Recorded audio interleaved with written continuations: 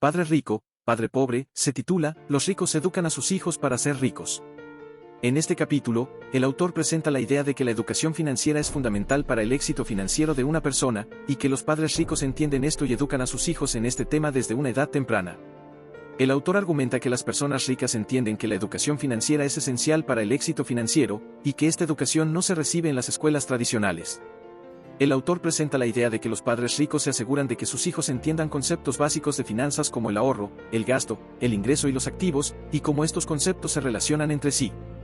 El autor también habla sobre cómo los padres ricos enseñan a sus hijos a ser emprendedores y a buscar oportunidades de negocio, en lugar de depender de un trabajo para ganar dinero. El autor también se refiere a cómo los padres ricos enseñan a sus hijos a ser proactivos y tomar decisiones informadas, en lugar de ser reactivos y dejar que las circunstancias los controlen. El autor también presenta la idea de que los padres ricos enseñan a sus hijos a ser independientes y a no depender de la ayuda financiera de otros.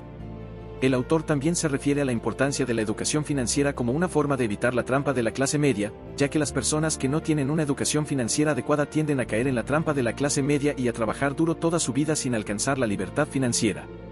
En resumen, el capítulo 6 de Padre rico, padre pobre, presenta la idea de que la educación financiera es fundamental para el éxito financiero de una persona, y que los padres ricos entienden esto y educan a sus hijos en este tema desde una edad temprana. El autor argumenta que las personas ricas entienden que la educación financiera es esencial para el éxito financiero y que esta educación no se recibe en las escuelas tradicionales. Los padres ricos se aseguran de que sus hijos entiendan conceptos básicos de finanzas y cómo estos conceptos se relacionan entre sí y enseñan a sus hijos a ser emprendedores y a buscar oportunidades de negocio, en lugar de depender de un trabajo para ganar dinero. Los ricos compran activos, los pobres compran pasivos. En este capítulo, el autor presenta la idea de que los ricos compran activos, es decir, bienes que generan ingresos, mientras que los pobres compran pasivos, es decir, bienes que no generan ingresos. El autor argumenta que esta es una de las principales diferencias entre las personas ricas y las personas pobres. El autor define los activos como bienes que generan ingresos, como propiedades de alquiler, negocios, bienes raíces, acciones, bonos y cuentas de ahorro. El autor define los pasivos como bienes que no generan ingresos, como automóviles, televisores, ropa y vacaciones. El autor argumenta que los ricos compran activos para generar ingresos, mientras que los pobres compran pasivos para gastar su dinero. El autor también se refiere a cómo los ricos utilizan el dinero generado por sus activos para comprar más activos y construir su riqueza. El autor argumenta que los ricos compran activos para generar ingresos y crear riqueza, mientras que los pobres compran pasivos para gastar su dinero. El autor también presenta la idea de que los ricos compran activos para generar ingresos y crear riqueza, mientras que los pobres compran pasivos para gastar su dinero. El autor también se refiere a cómo los ricos utilizan el dinero generado por sus activos para comprar más activos y construir su riqueza.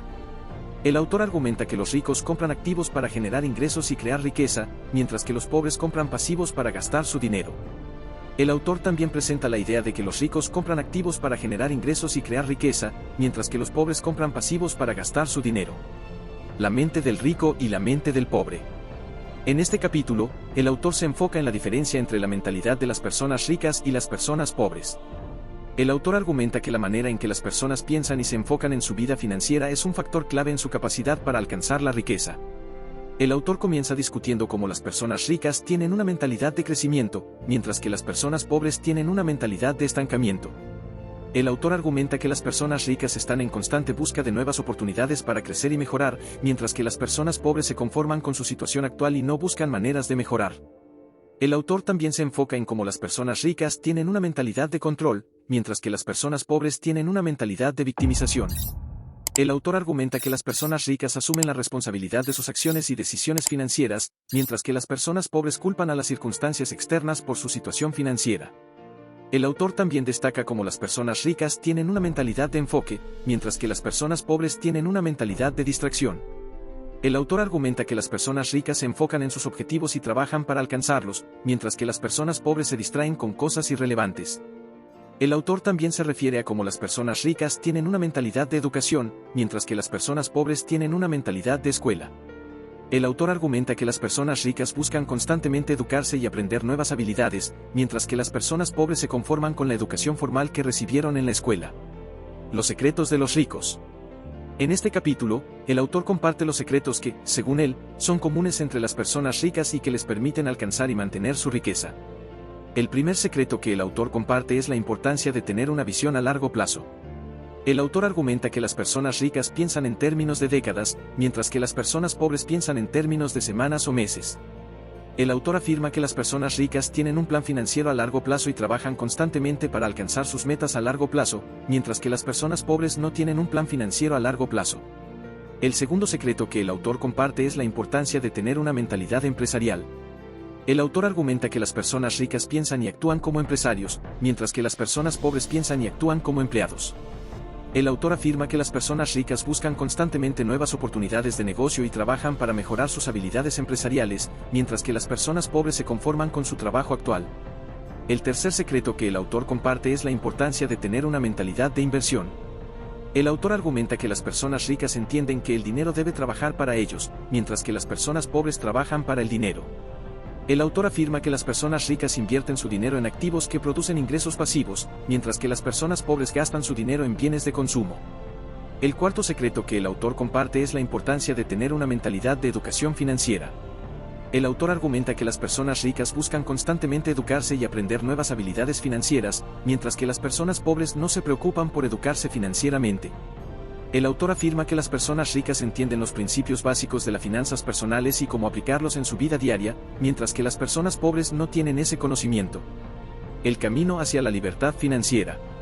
En este capítulo, el autor habla sobre cómo alcanzar la libertad financiera, es decir, el punto en el cual una persona tiene suficientes activos que producen ingresos pasivos para cubrir sus gastos y vivir sin tener que trabajar para ganar dinero.